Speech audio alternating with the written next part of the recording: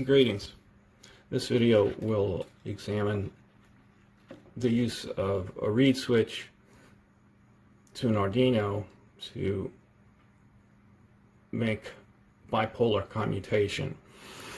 So first, what's meant by bipolar commutation? So you have a electromagnet, and let's say you put power in positive one end and negative the other end, and let's say that creates a north pole here. And then you have a rotor that's with the magnet facing south here, and so you would pulse it, say there, and they would, you would pulse it, say there, they would attract each other. Or alternately, this could be north facing and this a north pole. You would pulse it there and it would push it away. However, well, there's one thing just to get out of the way early, that with a monopole motor, you actually, there's what's called an imaginary, like if this is north pole facing out, there's an imaginary south pole there at about 22 degrees. That's where you want to run it, but the idea is the same, that you use the timing of the electromagnet and the permanent magnet to spin the rotor around. However, there's a lot of waste going on here. And one of the things you can think is that if you had this as, say, this is when powered north facing, and this is north facing, and it's pushing this one out, and then you have another magnet south facing right there. So when it pushes this one out, it will be pulling this one in. And so that's, I believe, called a push-pull configuration. And that's a benefit that you get from bipolar commutation. Now you can also think you have this north pole facing and the south pole isn't doing anything. So sometimes people will make like a horseshoe magnet and do the same thing, and then you kind of have the same issue that with the horseshoe, it's going to be a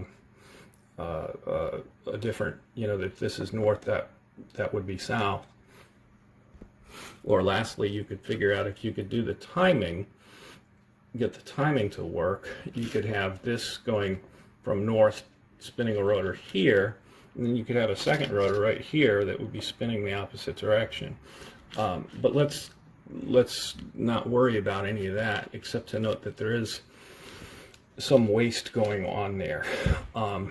So what we want to do is be able to pulse this electromagnet such that the north is facing out here, and it's repulsing another north magnet and attracting a south magnet in. Now the south magnet comes along, and if the pulse was the exact same, it would now be pulling that south back, and so that wouldn't work. So you need to switch the polarity such that this would be a south there, now seeing a south from the electromagnet, pushing that in with another north coming along, and so that push-pull can continue along the rotor, and that would give you the benefit, I suppose, potentially of even doubling the torque, although how it works in practice will be determined. So just as an aside, when I first got into this as a hobby or avocation, that was something that occurred to me early on. I thought, well, transistors or switches, this is going to be easy. You have it pulsing, this way, and then you just switch the switches, and now it's going to pulse, so this would be positive on one, and that negative, and then you make it pulsing positive here, and this one negative. Switch the polarity, easy. I spent days on that, and I couldn't get anywhere, and I finally figured out, well, you probably need a PNP and an NPN transistor. And this is one thing that's nice about the forums, is I just asked about it, and someone immediately showed me this circuit. And well, it's from here, so let's scroll down here. And there it is, except for it's sideways. So let's look at it here. This is a circuit that Bedini and Ron Cole developed to do bipolar commutation. So here's your drive coil that's going to be switching back and forth. I would say this is also an implementation, as I understand it, of a class of circuits called H-bridge circuits. And this is how they implemented it. So this is complicated. There's some things that, to me at least, there's some things that we can get rid of, and then we can just sort of conceptually group things.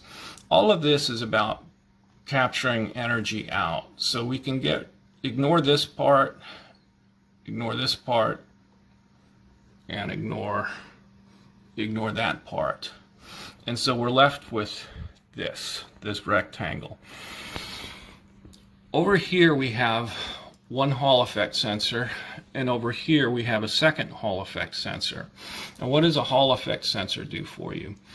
Well, a Hall effect sensor can be one that is either triggered by a north-facing magnet, which would be, say, this one, and a second one that's triggered by a south-facing magnet. So in other words, when a north-facing magnet comes past that Hall effect, it's triggered. When the south comes past, it doesn't do anything. And conversely with this one, when the south comes past, this Hall effect is triggered and the north doesn't do anything. So that's what the Hall effects are for. And then this is to provide isolation between your two power lines. And then this transistor is triggering an NPN, is triggering a PNP and an NPN. So there's the PNP and NPN. And over here it's triggering an NPN and a PNP again. And those two are making and breaking the two positive and negative power lines. So that's what they are doing. This is providing isolation, and this is providing a trigger. So conceptually we can kind of see what each part is doing. So could we do the same thing with, instead of a Hall effect, with a reed switch and an Arduino? And I believe so. And what you would do, let's just take one side. You will have a reed switch. The magnet comes past, the reed switch closes. That change in resistance across the reed switch is read by the analog sensor of the Arduino. And so now you say pulse pin 13 and pin 12. And we can get rid of all this because the Arduino is going to be taking care of that. So when this, if toggle equals 1, pulse this and this, toggle set equal to 0. If toggle equals 0, pulse this and this, toggle now set equal to 1. And so in the same way you would flip back and forth between pulsing the coil this way and pulsing the coil that way.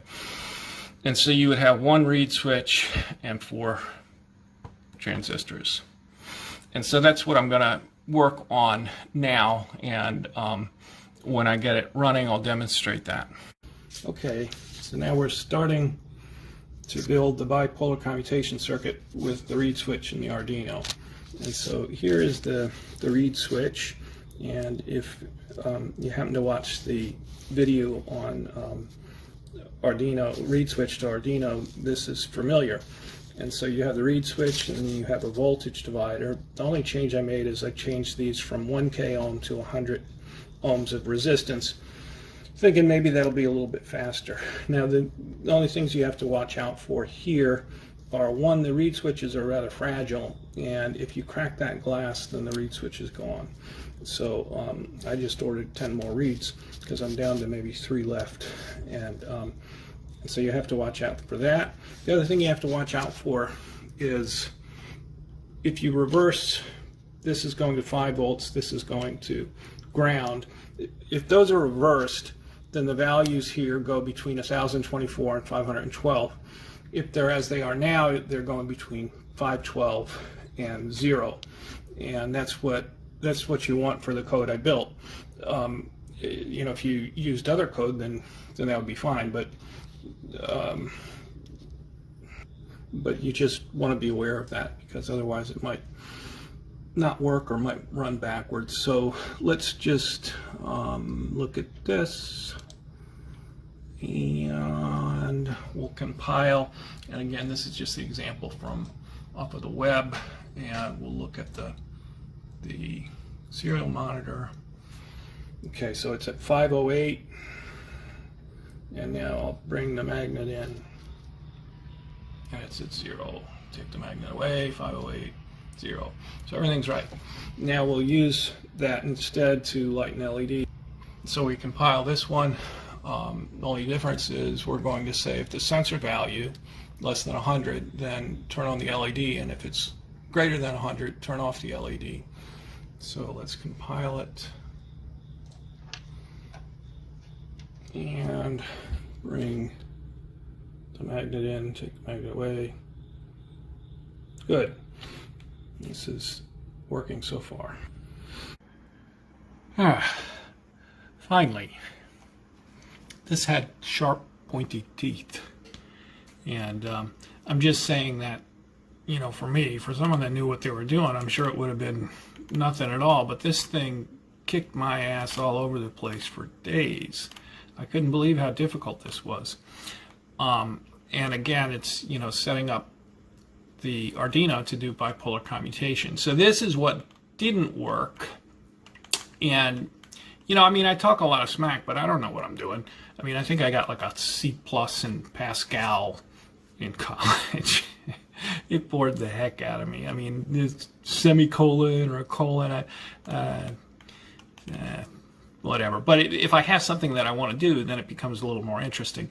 So this didn't work, and I finally had to figure out a little bit of how to do a little bit of debugging with the Arduino to see where the variables were all the time. So that's what we'll get these out of the comment stuff. And once I saw how the variables were behaving, I realized what the problem was. So this is what should work but didn't.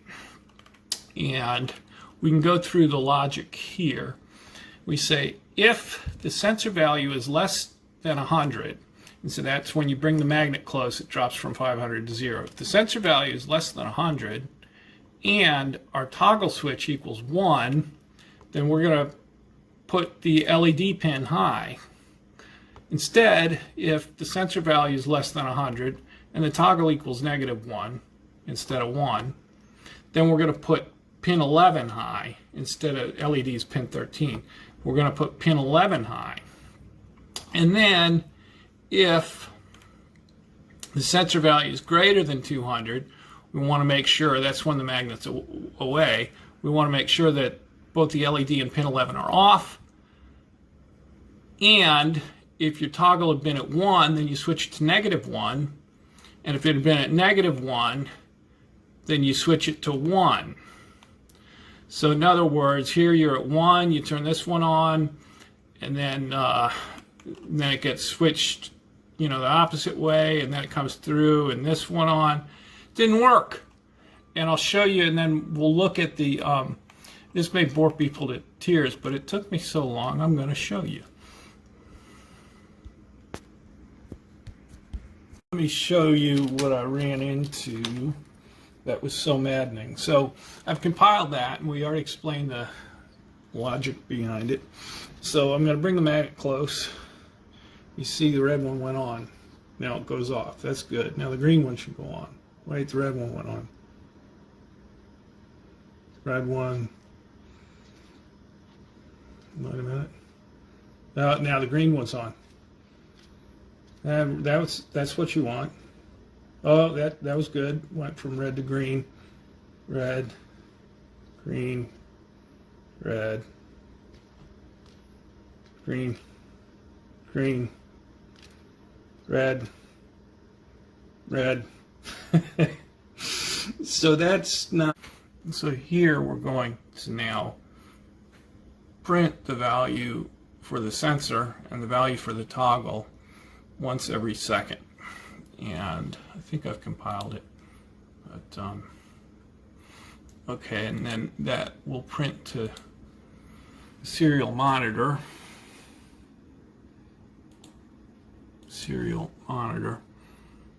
And we'll look at the serial monitor here. And here is what the problem is. So the sensor value is at 508. That means the magnet is away. And while the magnet's away, the toggle's switching back and forth between 1 and -1. So in other words, I was thinking of it like, okay, you know, this is at 1, now it's shut off, it goes to -1, and then it goes back here. No, it goes 1 to -1, and then your magnet's still away, and so it'll go to 1. And so this thing, depending on how long the magnet is away, will randomly be between -1 and 1. And that's why we saw sometimes the green go on and then the red, or sometimes green, because depending on how long the magnet is away here, it's just flipping back and forth. So what you need to do is you need a way to say, once this is at -1, don't do anything until you've gone through this, and then somewhere up here set something that tells this thing when to change. So we need one more toggle, one more variable, and so you just call that variable Z. And so now what you do is you say t equals -1. When this goes high, now Z equals 1. And if the other one goes off, then Z equals -1. Then you put that in here. And it's only if Z is equal to 1 that this gets switched. And because it was switched while it's on, now while the thing stays off when it goes through here, this prevents it from flipping again until it's gone through here. And now it'll flip to this one. And then it'll go through, and now it'll flip to this one. And so let me see if I've compiled this, and we'll look at the monitor.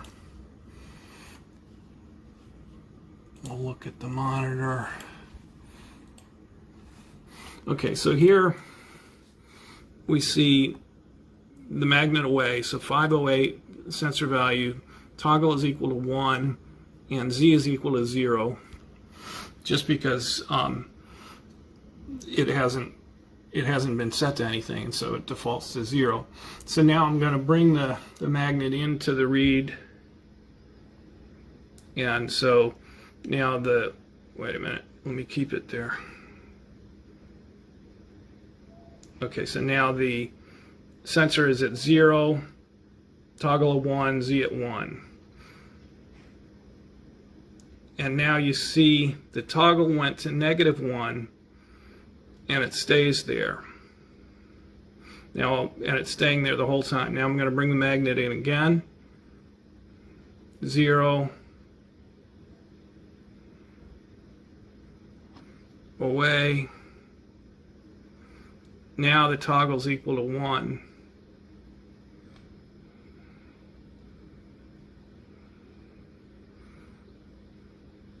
If I'm doing a good job showing this.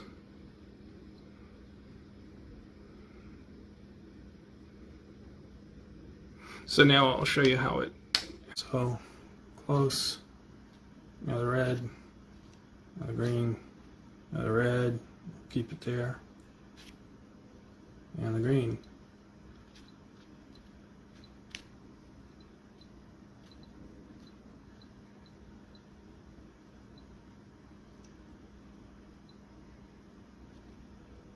So it's doing what it's supposed to.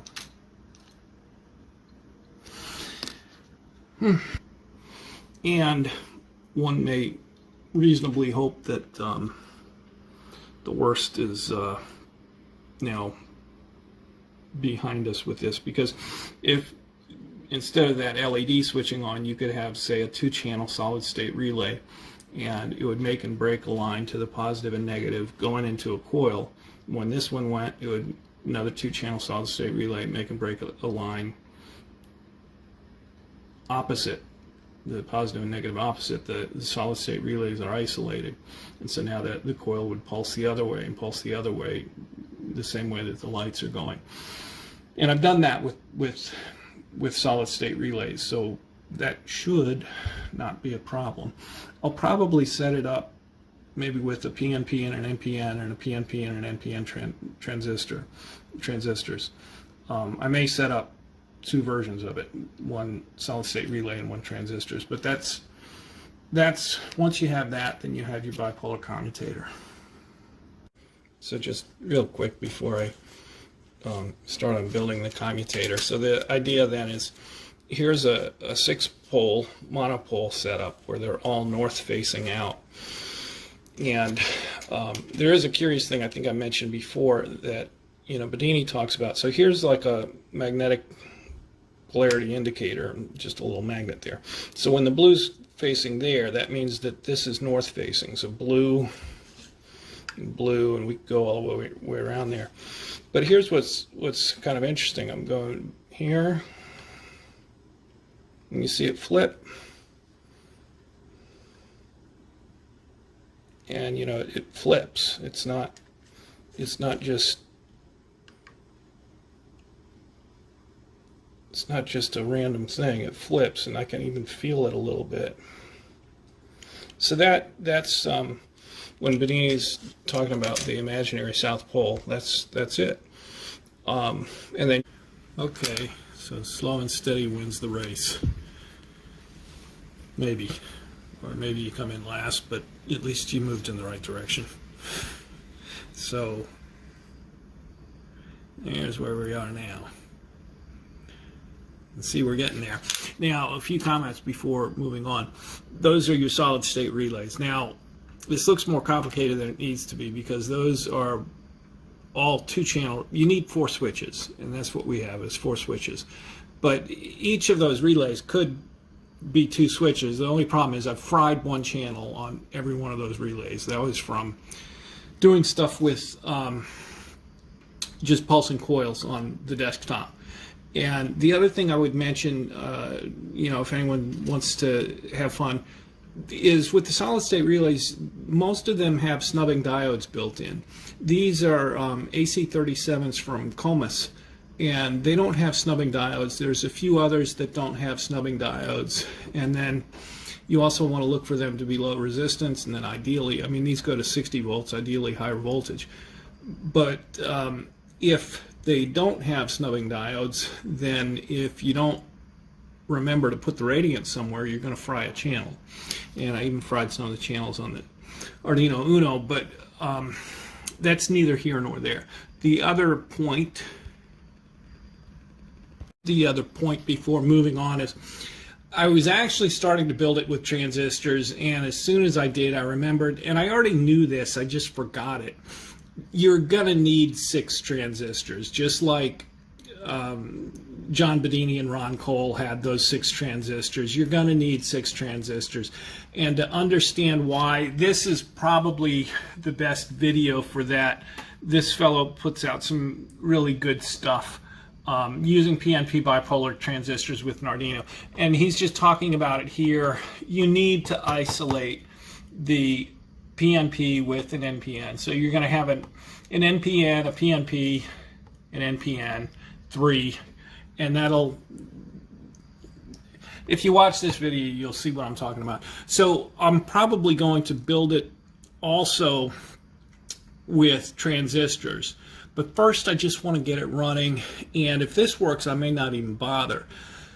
What I'm concerned about with this is whether it will work. There is a little bit of latency with these as compared to transistors, and that's because they're opto-isolated. And for there to be opto-isolation, you have to turn on internal in each of these is a little LED. And that's what your switch is, but it slows these things down. So there's a little latency there. And there's maybe some latency with the sensing and the Arduino. I don't really know about that, but you know, I'm going to find out. I have built a monopole commutation with the Arduino and a transistor, and it worked beautifully. So we're going to see whether it works with solid state relays, and if not, then it should also work beautifully with transistors. But when you're finished doing it with transistors, it's not going to be much less complicated than the circuit that Bedini and Ron Cole put out. So now I'm going to put in the coil, and we're going to flip the coil back and forth.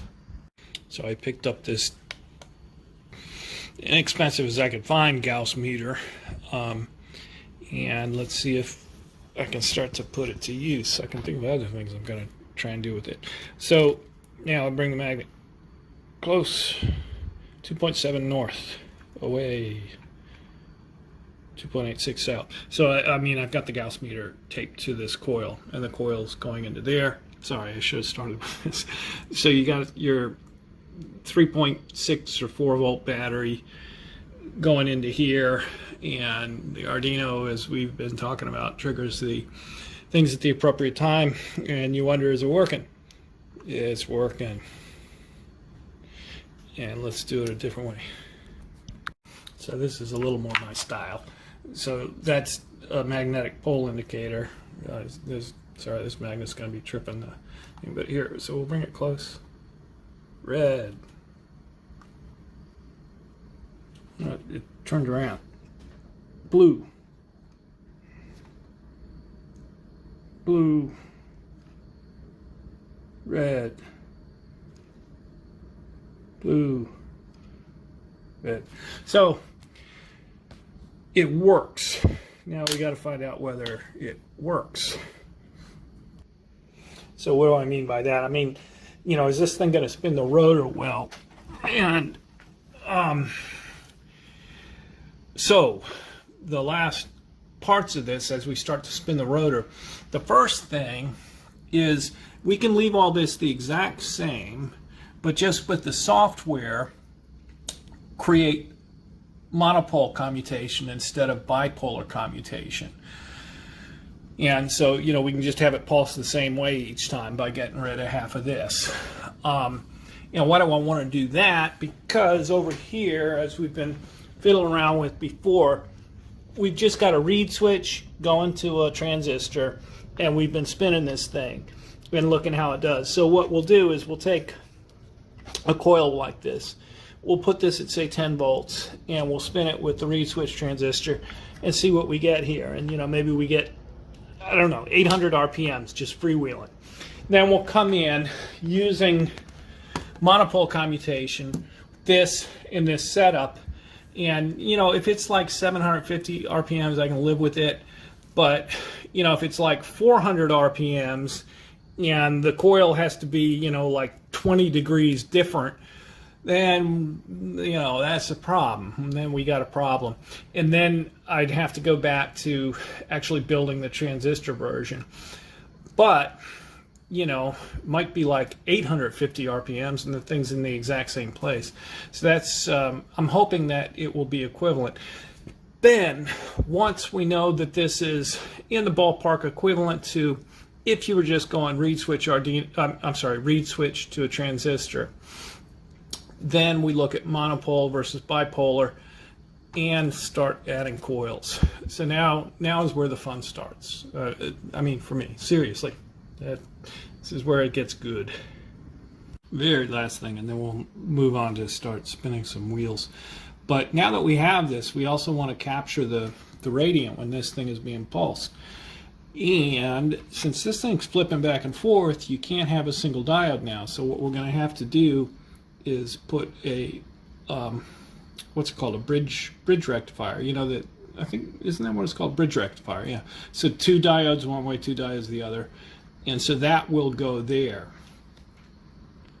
Very, very last postscript before starting to spin wheels is that because you're now going from coil pulsing this way and then pulsing the other way, when you take the bridge rectifier, if you took the bridge rectifier and shot it straight into batteries, It's no longer going to do that funky thing with batteries where it charges it negatively, and you know it's fine until you want to try and charge the battery with the normal charger.